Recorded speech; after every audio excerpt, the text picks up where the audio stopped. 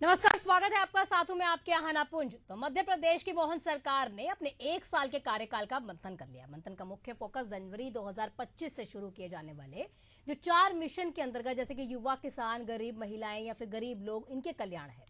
अब मुख्यमंत्री डॉक्टर मोहन यादव की अध्यक्षता में जो मंथन हो रहा है, इसमें सभी विभागों के प्रशासनिक मुखिया ने अपना लेखा जोखा पेश किया। मंथन का उद्देश्य 1 साल में किए गए कार्यों का मूल्यांकन करना, 2025 के लिए जो सरकार अब क्योंकि है ही और 2025 में क्या प्राथमिकताएं होंगी उस पर मंथन करना है। अब सरकार के 1 साल के कार्यकाल का मंथन जो किया जा रहा है, इस पर कांग्रेस ने सवाल उठा दिए। कांग्रेस ने आरोप लगाया कि इस साल सरकार ने किया कुछ नहीं है। उपलब्धियां जो है यहाँ पर एक इवेंट की तरह दिखाई जा रही है और ये इवेंट इसीलिए किया जाता है ताकि लोगों को भ्रमित किया जा सके। लेकिन पूरे मामले पर माननीयों का क्या कहना है, एक बार वो सुनते हैं। दिग्विजय सिंह जी जब कांग्रेस सरकार थी तो कांग्रेस सरकार के उस समय के वन मंत्री उमंग सिंगार जी, जो आज विधानसभा में नेता प्रतिपक्ष हैं, उन्होंने दिग्विजय सिंह जी के बारे में क्या कहा था वो आप अभी YouTube चैनल पर सर्च करके देख सकते हैं। दूसरा, बात निकलेगी तो दूर तलब जाएगी। मैं इतना ही कहना चाहता हूं, एक फिल्म का डायलॉग था, चन्नई सेठ जिसके मकान शीशे के होते हैं वो दूसरों के मकान में पत्थर नहीं फेंकते। निश्चित रूप से मैंने आपसे पहले ही कह चुका हूँ, चाहे किसान हो, युवा हो, बेरोजगार, इन सब के लिए हमारा सरकार सिर्फ चिंतन मंथन ही नहीं कर रही है, उनका क्रियान्वयन भी कर रही है। ऐसा लगता है ये मंथन चिंतन भारतीय जनता पार्टी को करना चाहिए कि किसानों को कब ये आय दुगनी करेंगे, कब जो वादे किए हैं किसानों से चुनाव से पहले उनको कब पूरा करेंगे, रोजगार कब देंगे, जो युवाओं से रोजगार के वादे किए थे। ये मंथन चिंतन सिर्फ एक दिखावा है, एक इवेंट है। अभी स्कूल शिक्षा मंत्री ने बोला है कि उनको ये सब जानकारी है कि कितने शिक्षक किराए पर हैं। तो ये लचर व्यवस्था मध्य प्रदेश में चल रही है जो लगातार नकारात्मकता की तरफ जा रही है और भारतीय जनता पार्टी को मंथन करना चाहिए कि प्रदेश की जनता की समस्याओं को कैसे सुलझाएं। और अब चर्चा को आगे बढ़ाने के लिए हमारे साथ फरा मुनीर खान, कांग्रेस प्रवक्ता है, जुड़ चुके हैं। साथ ही साथ योगेश गुप्ता जी भी हमारे साथ जुड़ेंगे, थोड़ी देर में उनके साथ भी कनेक्ट करेंगे। लेकिन राकेश शर्मा जी भोपाल से हमारे ब्यूरो चीफ जुड़ चुके हैं। सबसे पहला सवाल फरा जी मेरा आपके साथ रहेगा कि कांग्रेस कहती है कि एक इवेंट की तरह अपना प्रचार प्रसार किया जाता है, काम यहाँ पर नहीं होता। कौन से ऐसे काम है जिससे ज्यादा नाराजगी आप लोगों की है, मतलब पार्टी की है? देखिए, कोई से भी तो काम नहीं हुए। अगर इनके संकल्प पत्र की हम बात कर लें, कितने सारे वादे किए थे, कितने सारे लुभावने वादे थे जो जनता से किए गए थे, लेकिन पूरे कितने हुए? महिलाओं से कहा गया था कि 3,000 रुपए देंगे, किसानों से कहा गया था 2700 रुपए गेहूं का देंगे, 3100 रुपए धान का देंगे, लेकिन क्या हुआ उन वादों का? युवाओं से रोजगार की भी बातें हुई थी, लेकिन क्या हुआ?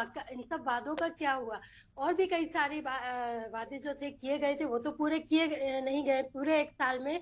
बिल्कुल सही कहा है हमारे जो लीडर थे उन्होंने कि पूरे इवेंट बाजी इन्होंने की है और उस इवेंट पर भी जनता का पैसा, जनता के हक का पैसा भरपूर मात्रा में लुटाया गया है। हाल ही में आपने देखा होगा पिछले कई महीनों में इन्वेस्टर्स मीट का भी इन्होंने कई बार ढिंडोरा पीटा। हमने ये इन्वेस्टर मीट करा दी, हमने इस क्षेत्र में करा दी और इतने इन्वेस्टर आ गए हैं, इतने पर एमओयू साइन हो चुका है, लेकिन धरातल पर क्या है? धरातल पर हमें कुछ भी नजर नहीं आता है। पिछले 1 साल में सिर्फ यही किया गया है, सिर्फ जनता को मूर्ख बनाने का काम किया गया है, इसके अलावा कोई काम नहीं किया गया है। अब गंगा भी उल्टी बह रही है। पहले सरकार निर्देशित करती थी अफसरों को, अब यहाँ तो अफसरशाही चली रही है। हम देख रहे हैं कि आप खुद देखिए, पिछले अभी कुछ 2-4 दिन पहले की ही बात है, क्विंटलों से सोना और चांदी बरामद हो रहा है, करोड़ों में कैश बरामद हो रहा है और किसके पास से बरामद हो रहा है? एक आरक्षक के पास से। तो आप समझ सकते हैं कि भ्रष्टाचार किस चरम सीमा को पार कर चुका है मध्य प्रदेश में। ये सरकार हर थोड़े दिन में कर्जा लेती है, हर थोड़े दिन में अभी फिर 5,000 करोड़ का कर्जा लेने की तैयारी कर ली है और कोई ना कोई एक मुद्दा, एक बहाना ये लेकर आ जाते हैं, हम इसके लिए कर्जा ले रहे हैं। असल में बात यह है कि कर्जा लेकर ये सरकार चला रहे हैं, कर्जा लेकर ये तनख्वाह बांट रहे हैं वो भी टाइम पर नहीं दे पा रहे हैं, और कर्जा लेकर ही जो इनकी स्कीम आधी अधूरी जो चला रहे हैं, पूरी जो वादे किए थे पूरी तो की नहीं, लेकिन आधी अधूरी भी ये कर्जा लेकर चला रहे हैं। तो ऐसे में सवाल ये उठता है कि जब आपने 2024 में किया ही नहीं कुछ, आगे के लिए आप क्या करेंगे? हमें जनता को और विपक्ष को बिल्कुल भी इस सरकार पर ठीक, भरोसा अपना नहीं। रिपोर्ट कार्ड तो लेकिन सरकार दे देती है। फरा जी, मेरा सवाल फिर से वही है कि कुछ ऐसे तथ्य बताइए ना कि हाँ ये वाला काम था, ये रह गया है, इस सरकार में ये नहीं हुआ, इस योजना को बस बोला गया, इम्प्लीमेंट नहीं हुआ, अभी तक यहाँ पर कमी रह रही है। थोड़ा सा ऐसे डिटेल में बताइए ना भैया, हमारी नाराजगी इन मुद्दों पर ज्यादा है। बिजली बहना योजना, सुनिए, 450 रुपए सिलेंडर की भी बात की थी, कितनी महिलाओं को मिले वो सिलेंडर? ये सारी चीजें मैं आपको बता रही हूँ ना। ये रोजगारों की बात की थी इन्होंने, आप इनका मैनिफेस्टो उठाकर अगर आप देख लेंगी ना तो 5% भी मैं ज्यादा बोल रही हूँ, 5% भी इन्होंने अपने वादों को पूरा नहीं किया है। आप देखिए मेट्रो प्रोजेक्ट चल रहा है, किस धीमी चाल से वो चल रहा है, और जनता त्रस्त है उस चीज से भी। एमएसपी किसानों से वादे किए थे हम, सरकार में ऑलरेडी थे, 20 साल से भी थे, आपको किसी ने रोका नहीं था, आप ये काम पहले भी कर सकते थे। लेकिन फिर भी वापस से सत्ता में आने के लिए भी आपने किसानों से वादे किए कि हम आपको एमएसपी देंगे। क्या हुआ उस एमएसपी पे? क्यों किसान भी आज आए दिन आंदोलन करने के लिए मजबूर है? क्यों युवा भी सड़कों पर है? क्यों बेरोजगारी इतनी चरम पर है? और मैं कितने एग्जाम्पल दूं आपको? ये मूलभूत बातें हैं, जो जनता के अधिकार की बातें। फिर वही सवाल आ जाता है ना कि अगर लंबे समय से इतने लोग परेशान हैं तो सरकार फिर इन लोगों की कैसे आ जाती है? बात वही है, आपसे भी कहीं ना कहीं नाराजगी है जनता को। देखिए, जनता को नाराजगी सरकार से होगी ना, विपक्ष से जनता को क्या नहीं नाराजगी? समझे आप, जब मैं हम कह रही हूँ कि विकास लंबे समय से ही तभी नहीं है, अगर इन लोगों से कोई इस बात नाराजगी से हम- होती, आप कह रहे हैं कि यहाँ युवा सड़क पर है, यहाँ किसान परेशान है, अगर इतनी ही परेशानी होती तो क्यों ऐसा होता है चुनाव जब आते हैं फिर से इनको चुना जाता है, आप लोगों से भी यानी कि विपक्ष से भी कोई नाराजगी जनता के मन में होगी तभी तो आप लोग सरकार में नहीं आ पाते हैं, यानी सरकार का पलटफेर नहीं हो पाता। जवाब देती हूँ, मैं इसका जवाब देती हूँ आपको। इसके मैं छोटे छोटे एक दो उदाहरण आपको देना चाहूंगी। चंडीगढ़ चुनाव में हुआ था, मेयर का जो चुनाव हुआ था, अनिल मस्ती का मामला हम सब ने देखा। तो क्या हो रहा है? क्या चुनाव आयोग किस तरह से चुनाव करा रहा है? अब आप बोलेंगे फिर ईवीएम पे आ गए। हम आएंगे, हम 10 बार ईवीएम पे आएंगे, हम सत्ता में भी आएंगे तो हम आने के बाद पहला काम तो साउथ में EVM ईवीएम से ठीक हटाने था, का साउथ करेंगे। इंडिया में ईवीएम ठीक है। महाराष्ट्र में आप देख लीजिए, महाराष्ट्र मैम में साउथ इंडिया, एक गांव के मेरा लोगों ने- सवाल साउथ इंडिया से है। मेरी बात पूरी हो जाने दीजिए जी। ना, मैं आपको समझा रही हूँ। हाँ, बताएं। महाराष्ट्र में अभी चुनाव के रिजल्ट आए, भरपूर बहुमत मिला भारतीय जनता पार्टी के गठबंधन को। लेकिन एक गांव के लोगों ने हिम्मत जुटाई, उन्होंने कोशिश की कि हम दूध का दूध पानी का पानी कर दें। अपने स्तर पे उन्होंने चुनाव कराने की तैयारी की, बैलेट पेपर से चुनाव तैयारी कराने की और हुआ क्या? सरकार ने रातों रात वहां पर कर्फ्यू लगा दिया। इतना डर किस बात का है? कौन सी पोल है जो वो खुलने वाली है? कौन सी पोल खुलने का सरकार को डर है? तो ये समझने वाली बात है कि एक छोटे से गांव के लोगों ने अगर ये करने की कोशिश की तो ये किस तरह से चोर की दाढ़ी में तिनका वाला जो बात होती है ना, वो साबित हो जाती है कि सरकार ने कहीं ना कहीं बेईमानी की है। और सरकार की बेईमानी तो आप छोड़ ही दीजिए, चुनाव आयोग की हम बात कर लें। जब मध्य प्रदेश में विधानसभा चुनाव थे, उस दौरान हमने कम से कम 3000 आवेदन दिए, शिकायतें की, एक पर भी सुनवाई नहीं हुई, एक पर भी कार्यवाही नहीं हुई। तो किस तरह से पूरा प्रशासन, पूरा कानून व्यवस्था, पूरा चुनाव आयोग, ये सरकार अपनी जेब में रखकर चल रहा है। तो ये तो सत्ता में आ गए तो ये कोई बड़ी बात नहीं है, लेकिन ठीक, जनता मतलब बड़ी बात नहीं है, हमारे लेकिन फेवर उपचुनाव में थी। अगर उनको इस तरह की बात देखने को मिली तो वो बड़ी बात है कि नहीं? वो भी नहीं है। उपचुनाव में तो कहीं ना कहीं दिक्कत हुई थी। मेरा कहने का ये मतलब है कि अगर विपक्ष कहीं जगह पर किसी स्टेट में अगर जीत जाता है तो वहां कोई दिक्कत नहीं है, वो बिल्कुल सही वहां का सब सिस्टम चल रहा है, और यहीं कहीं और हो जाता है तो ये मेरा सवाल क्या, ये पार्टी का भी सवाल रहता है कि अगर कहीं पर विपक्ष जीत जाता है तो वहां ईवीएम वगैरह की गड़बड़ी नहीं रहती है। उपचुनाव में अगर उनका पलड़ा भारी होता तो ईवीएम की गलती नहीं रहती है। हमारे साथ योगेश जी भी जुड़ चुके हैं, आपके तमाम सवालों का जवाब एक बार उनसे ले लेते हैं। और योगेश जी बीजेपी प्रवक्ता है, हमारे साथ जुड़े हुए हैं, उनसे फरा जी एक मिनट, अब आप जवाब वो देंगे। योगेश जी को स्क्रीन पे, मैं अपने सहयोगी से कहूंगी स्क्रीन पे उनको लेकर आइए ताकि उनसे बातचीत हम करते हैं और वो योगेश जी बताएंगे कि जिस तरह से यहाँ पर तमाम वादे जो आपकी सरकार के द्वारा की गए, और आप लोग ये वाली बात बोलते हैं कि हमने बहुत कुछ यहाँ पर किया है, लेकिन ऐसा नहीं होता। कांग्रेस की तरफ से कहा जा रहा है कि आपको एक इवेंट है, सिलेंडर, एमएसपी, एम्प्लॉयमेंट, किसानों का एमएसपी, क्योंकि और युवा, मूलभूत सुविधाएं अगर देखी जाए, इन्होंने तमाम फराजी ने सवाल आपके आगे योगेश जी रख दिए हैं। किस सवाल का जवाब देंगे आप, ये बताइए कि बहुत सारी चीजें अभी भी पूरी नहीं हुई हैं आपके मैनिफेस्टो के हिसाब से। देखिए, कांग्रेस पार्टी का यही दुर्भाग्य है। डिबेट होती है मध्य प्रदेश के किसी क्षेत्र विशेष की योजनाओं को लेकर, और ये घूमते हैं चंडीगढ़, महाराष्ट्र है। अभी मैं इनको सुन रहा था, इन्होंने ईवीएम पे फिर खींचा थोड़ा। अपने निकम्मेपन को आप लोग कब तक ईवीएम की आड़ में छुपाएंगे? आप ही के घटक दल जिन्होंने जम्मू कश्मीर में अभी हाल ही में सरकार बनाई है, उमर अब्दुल्ला, उन्होंने राहुल गांधी और पूरी कांग्रेस के मुंह पे जोरदार तमाचा मारा है कि जब आप उसी ईवीएम से 100 नंबर पा जाते हैं तो अपनी पीठ थपथपाते हैं, और जहां चुनाव हार जाते हैं वहां ईवीएम को दोष देते हैं। तो ये सरासर कांग्रेस पार्टी और उनके नेताओं का निकम्मापन है और कुछ नहीं है। ये ईवीएम लाने वाली भी कांग्रेस पार्टी थी। श्रीमती स्वर्गीय इंदिरा गांधी जी के समय में ईवीएम का आगमन हुआ, तत्पश्चात कई ऐसे चुनाव कराए गए जिसमें कांग्रेस ने सहभागिता करी। अभी हाल ही में माननीय उच्चतम न्यायालय ने भी कांग्रेस को दोबारा चुनाव होंगे, हम हार गए, जीत गए, तब की बात करेंगे। अभी फिलहाल उनका ये है कि जब कार्यकाल का मंथन हो रहा है, तमाम चीजें आप रख रहे हैं, जनता के सामने अपना रिपोर्ट कार्ड रखते हैं, कहां कहां आपने लेखा जोखा भी पेश किया। अब सवाल यहाँ पर यह है कि अगर आप लोग इतना अच्छा काम कर रहे हैं, तो क्यों आपके ऊपर विपक्ष ये हमेशा सवाल करता है कि एक इवेंट हो रहा है और ये तमाम चीजें जो है ये दिग्भ्रमित कर रही है, लोगों की आंखों में धूल झोंकने के लिए करी जा रही है। बेशक लंबे समय से सरकार आपकी है। देखिए, मैं आपके प्रश्न का जवाब कुछ यूं देना चाहूंगा कि उसमें कांग्रेस पार्टी और उनके नेताओं के चश्मे में पड़ी धूल कुछ हटाने में अगर मैं कामयाब हो सकूं तो आज की डिबेट को सार्थक कर पाऊंगा। कहने का तात्पर्य है कि 15 माह की जो कमलनाथ जी की सरकार थी, उसमें तो उन्होंने सिर्फ वल्लभ भवन को दलालों का अड्डा बनाया, इसलिए उसको कंपैरिजन में नहीं ले गया। लेकिन 2003 मिस्टर बंटाधार दिग्विजय सिंह जी का जो मध्य प्रदेश था, अगर हम उसको 10 साल को कंपैरिजन में ले तो 2003 में मध्य प्रदेश की इकोनॉमी 3% थी, आज 16% है। 2003 में मध्य प्रदेश में प्रति व्यक्ति आय 11,000 रुपए सालाना थी, आज 1,40,000 रुपए प्रति व्यक्ति आय सालाना है। 2003 में 4.8 एग्रीकल्चर की ग्रोथ थी, आज 14.2% है। 2003 में 11,000 हेक्टेयर में सिंचाई का रकबा हुआ करता था, सिंचित रकबा। आज 57 लाख हेक्टेयर सिंचित रकबा है मध्य प्रदेश। मिस्टर बंटाधार के समय में ना बिजली होती थी, ना पानी होती थी, और सड़क के तो बेहाल से गड्ढे ही गड्ढे होते थे। आज बिजली और पानी के मामले में मध्य प्रदेश आत्मनिर्भर है।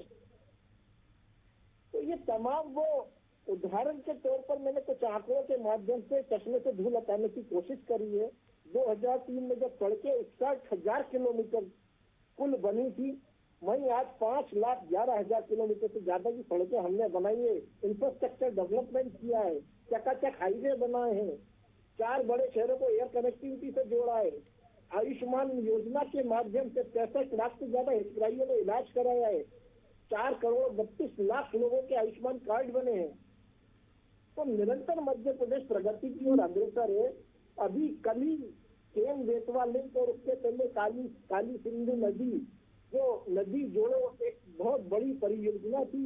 स्वर्गीय प्रधानमंत्री अटल जी का जो सपना था वो साकार हुआ, जिससे बुंदेलखंड और वहाँ के रहवासियों को आश्चर्यजनक लाभ हुआ है। तो काम हो रहे हैं और ये मध्य प्रदेश की जनता देख रही है। मेरी साथी प्रवक्ता ने कहा कि किसान सड़कों पर है, आपको दिख रहा है सर किसान कोई सड़कों पर?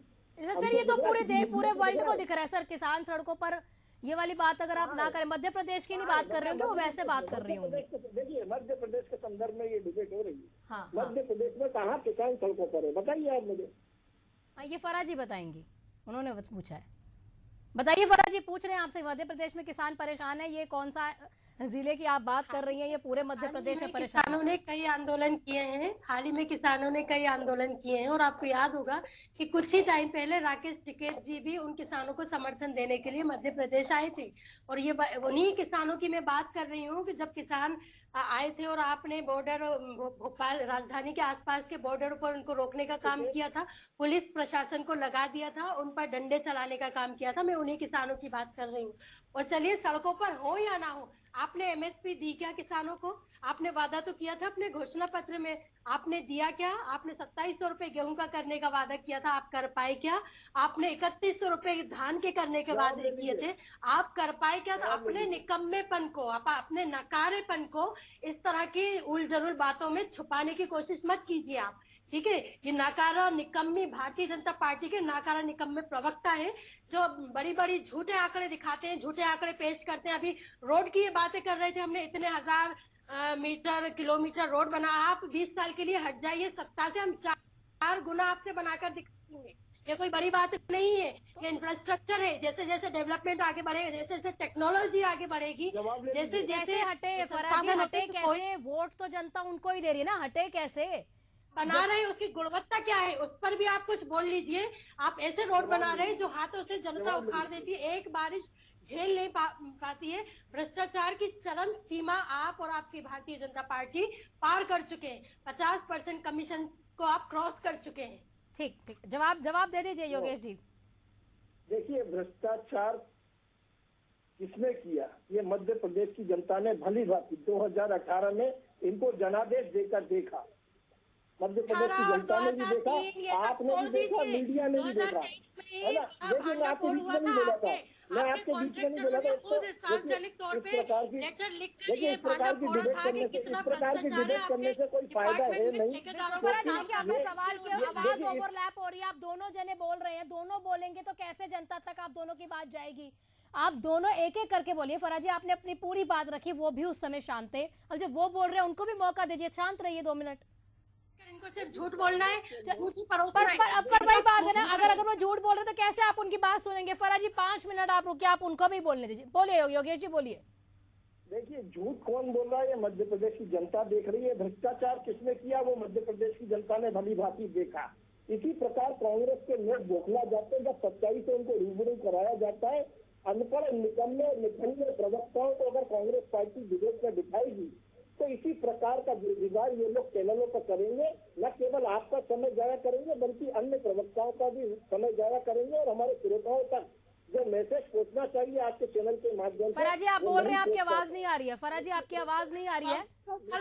सत्ता में आप बैठे हुए 20 साल से भ्रष्टाचार आप कर रहे हैं, इसीलिए चुनाव आने से पहले कभी सतपुड़ा भवन में आग लग जाती है, कभी कहीं आग लग जाती है, सरकारी दफ्तरों में आगे लगने लगती है। ठीक है, आप लोगों को 2 मिनट का समय मैं दे रही हूँ। 2 मिनट आप लोग शांत हो जाइए। हमारे साथ राकेश शर्मा जी भी हैं, क्योंकि आप दोनों एक साथ बोल रहे हैं, जनता को समझ नहीं आएगा। दोनों के एक साथ बोलने का कोई फायदा नहीं है। आपका आपसे विवाद हो जाएगा जो स्क्रीन पर आप लेकर आ रहे हैं, जनता के मुद्दे नहीं उठाए जाएंगे। एक बार राकेश जी हमारे साथ, हमारे ब्यूरो चीफ जुड़े हुए, उनके पास जाएंगे। राकेश जी, फिर सवाल वहीं आता है, सिर्फ आरोप प्रत्यारोप होते रहते हैं। अगर मंथन की बात हो जाए, देखिए विपक्ष यहाँ पर एक अपना डेटा रखता है कि ये चीजें नहीं हुई है, पक्ष अपना डेटा रखता है कि ये चीजें हो गई है, तो कमी कहाँ पर है? देखिए आना जी, मध्य प्रदेश में जो सरकार बनी है वो 5 साल के लिए बनी है, और जो भी जनता जो सरकार चुनती है वो 5 साल के लिए रहती है। दरअसल देखिए, यदि बात की जाए तो सरकार को मध्य प्रदेश में मोहन सरकार को जो है 1 साल का कार्यकाल हो चुका है। अब 1 साल के कार्यकाल के बाद आज जो मंथन 2024, जिस पर आज राज्य सरकार के तमाम मंत्री, खुद मुख्यमंत्री डॉक्टर मोहन यादव के अलावा तमाम प्रशासनिक अधिकारी जो मंथन कर रहे हैं राजधानी भोपाल में, वो मंथन है अगले 1 दशक का। दरअसल देखिए, जो जानकारी हमारे पास निकल के सामने आ रही है उसमें केंद्र सरकार यानी प्रधानमंत्री नरेंद्र मोदी का जो मोटिव है वो 4 मिशन पे काम करने का है, गरीब, किसान, युवा और महिला पे।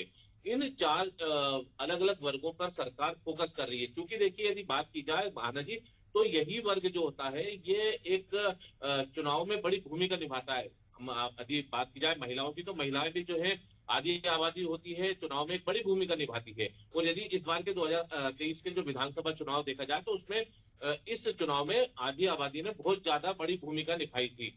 दरअसल हम देखिए बात कर रहे हैं मंथन को लेके। मंथन अब हो रहा है अगले 10 साल का। और सरकार ये सोच के चल रही है कि हमें इस वर्ग के कल्याण को लेकर किस तरह का रोड मैप बनाना है। आज हमारी कुछ अधिकारियों से भी चर्चा हुई, उनका ये कहना है कि जो प्रमुख सचिव स्तर के जो अधिकारी हैं वो आज जो यहाँ पर प्रेजेंटेशन दे रहे हैं वो सरकार की मंशा के अनुसार, क्योंकि देखिए यदि वर्तमान सरकार की बात की जाए तो अगला केवल 4 साल का कार्यकाल बचा है, लेकिन जो मोटिव हमको जो जानकारी मिली है उसमें सरकार अगले 10 साल के लेकर जो है काम कर रही है। तो अगले 4 साल तो उनको काम करना ही करना है। साथ साथ उनका जो घोषणा पत्र है पार्टी का, सरकार का जो घोषणा पत्र है जो उन्होंने चुनाव के समय जनता के बीच में रखा था, उस घोषणा पत्र पे भी काम करते करते उस मिशन पे भी काम करना है जो प्रधानमंत्री नरेंद्र मोदी का दिया हुआ है। तो ऐसे में सरकार के सामने चुनौती है कि हम उस 4 मिशन को साथ लें, पार्टी के घोषणा पत्र को पूरा करें और विपक्ष के जो आरोप प्रत्यारोप है उनसे भी निपटा जाए। क्योंकि विपक्ष जिस प्रकार से बार बार जो आरोप एलिगेशन लगाता है तो उसका जवाब देने के लिए सरकार को भी सामने आना पड़ता है। अभी बात की जाए तो जिस प्रकार से रीजनल इन्वेस्टर समिट हो रहे थे, हमने तमाम देखा, उस इन्वेस्टर समिट के को लेकर भी जो है विपक्ष ने आरोप लगाया कि मध्य प्रदेश में निवेश नहीं आ रहा। अब चूंकि अगला साल जो जनवरी 2025 से बात करें, जो पूरे 2025 की बात है, तो सरकार उद्यमी वर्ष के रूप में जो है 2025 को मनाने जा रही है। और सरकार का मोटिव यह है कि मध्य प्रदेश में ज्यादा से ज्यादा रोजगार लेकर आए, ज्यादा से ज्यादा नौकरी जनरेट करें और युवाओं को जो है फोकस करते हुए उनको रोजगार से जोड़े। वहीं दूसरी ओर महिलाओं को लेकर भी सरकार की प्लानिंग है, किसान को लेकर है। किसानों को लेकर आज कैबिनेट में भी एक बड़ा फैसला लिया गया। धान के जो समर्थन मूल्य है उसको लेकर भी जो है सरकार ने किसानों की आय बढ़ाने को लेकर काम किया। तो ये 5 साल के लिए सरकार है, अभी 1 साल हो चुका है, 4 साल बाकी है, लेकिन सरकार को विपक्ष के जो एलिगेशन है उनको भी जवाब देना पड़ेगा। बिल्कुल, क्योंकि वही हम बार बार मैं हर डिबेट में भी कहने की कोशिश करती हूँ, विपक्ष बहुत स्ट्रांग चाहिए होता है अगर जनता के जो जड़ से मुद्दे हैं उसको अगर खत्म करने हैं तो। फराज जी, क्लोजिंग रिमार्क आपसे लेना चाहूंगी। अब केंद्र के भी जो टारगेट्स है उसे भी पूरा करना है, राज्य के भी टारगेट्स को पूरा करना है, तो कहीं ना कहीं कमी रह जाती है। विपक्ष हमेशा वो कमी अगर दिखाता है तभी उसको सॉल्व जो है सरकार ने बैठे हुए। जी बिल्कुल, तो हम लोग यही काम करते हैं, चाहे हमारे वरिष्ठ नेतागण हो, चाहे हम प्रवक्ता हो, आपके चैनलों के माध्यम से हम लोग वही काम कर रहे हैं कि इनको आईना दिखाने का काम कर रहे हैं। हाल ही में आप देखिए केन बेतवा प्रोजेक्ट को लेकर ये बड़ी वाहवाही लूटने की कोशिश ये कर रहे हैं। हालांकि आपको याद दिला दूं, केन बेतवा जो प्रोजेक्ट है ये 2005 में मुलायम सिंह यादव और बाबूलाल गौर ने मिलकर इसका प्रस्ताव पारित किया था, लेकिन आज 20 साल लगभग होने को आए हैं, आज तक उस पर कोई काम नहीं हुआ। अब फिर उसी प्रोजेक्ट को नया अमली जामा पहनाकर फिर से फीता काटने की कोशिश ये भारतीय जनता पार्टी कर रही है। तो इस तरह से ये गुमराह करने का काम करते हैं, भटकाने का काम करते हैं। हमारे जो प्रवक्ता बैठे हुए हैं बीजेपी के, इन्होंने ईवीएम को लेकर भी बात की थी। आपका भी सवाल था, मैं उसका भी यहाँ जवाब दे दूं कि जहां हम जीत जाते हैं वहाँ पीठ थपथपाते हैं, ऐसा नहीं है। तो आप क्या चाहते हैं कि हम जहाँ जीत गए वो हम सरकार सरेंडर कर दें कि लो ये भी आप ही ले लो? भाई जहाँ जीते हैं, जैसे भी जीते हैं, हम तो सरकार लेंगे ना और चलाएंगे। नहीं, ये नहीं कह रही थी मैं ये कह रही थी नहीं, मैं आपको मेरा ये सवाल नहीं था कि आप सरकार सरेंडर कर दीजिए। मेरा सवाल था कि आप कहीं जीतते हैं तो वहां पर भी ईवीएम से ही वोटिंग होती है, वहां पर भी कोई अलग वोटिंग नहीं होती है, ये सवाल था। तो अगर जीतते तो अगर वहां पे आपको लगता है बिल्कुल निष्पक्षता से सब चीजें होती है तो बाकी राज्यों में भी होता होगा। जवाब ले लीजिए। ईवीएम का विरोध तब भी करेंगे, हमने ईवीएम का विरोध पहले भी किया है, हम जीत गए तो भी करेंगे, हम ईवीएम को हटाएंगे। और ईवीएम की इन्होंने बात की थी, थोड़ा सा पढ़कर आ जाए करें। मेरा अनुरोध है, भाजपा के जो प्रवक्ता है उनसे, बोल रहे थे इंदिरा गांधी जी ईवीएम लेकर आई, इंदिरा गांधी जी 84 में स्वर्ग को सिधार चुकी थी और ईवीएम जो आया था 1990 में आया था। हम जब ईवीएम लेकर आए, हमने लोकतांत्रिक तरीके से चुनाव कराए, हम बेईमानी करने के लिए नहीं लेकर आए। तब आप सत्ता में आ पाए। अगर हमने बेईमानी की होती तो आप विपक्ष में ही बैठे होते, हो सकता है कि आपकी पार्टी अब तक खत्म ही हो गई होती। बिल्कुल बिल्कुल फराज जी, क्लोजिंग रिमार्क योगेश जी से भी ले लेते हैं, समय कम है। आप पर्सनली ट्विटर पे, एक्स पे, जो भी सोशल मीडिया प्लेटफॉर्म आप यूज करते हैं, पर्सनली टैग करके डालना योगेश जी, लेकिन फिर भी आपसे जानना चाहेंगे क्या विजन है आपका 2025 के लिए? देखिए, हम मध्य प्रदेश की जनता के जन कल्याण से लेकर गरीब कल्याण तक की नीतियों को लेकर जनता के समक्ष जनादेश लेकर आए और हम उनको पूरा करने के लिए यथासंभव प्रयास करेंगे। जैसा कि आपके वरिष्ठ पत्रकार राकेश जी ने बताया, सरकार पूरे 5 साल के लिए चुनी गई है। 1000 रुपए से लाडली देना शुरू हुई थी, 1250 दे रहे हैं। आगे आने वाले समय में उसको ग्रेजुअली बढ़ाया जाएगा, 1500, 1750, 2200, 2700, 3000 तक लेके जाएंगे। एमएसपी अभी किसानों को 2475 रुपए प्रति क्विंटल दी जा रही है, आगे आने वाले समय में 2700 भी देंगे। और आगामी वित्तीय वर्ष में धान का समर्थन मूल्य किसान सरकार का प्रयास है और निश्चित रूप से हम कोशिशें कामयाब होती है और हम कोशिश कर रहे हैं। और निश्चित रूप से ईवीएम पे जो सवाल हमारी प्रवक्ता ने उठाया तो 4 लाख वोटों से अभी प्रियंका गांधी चुनकर आई है उसी ईवीएम मशीन पे, और इंदिरा जी ने वो ईवीएम का अवलोकन विजन पे रहिए, वीडियो है। अमिताभ पर्सल बन जाइए, योगेश जी पर्सल बन जाइए, अपने अपने राज्य पे रहिए, अपने राज्यों के मुद्दे पर रहिए।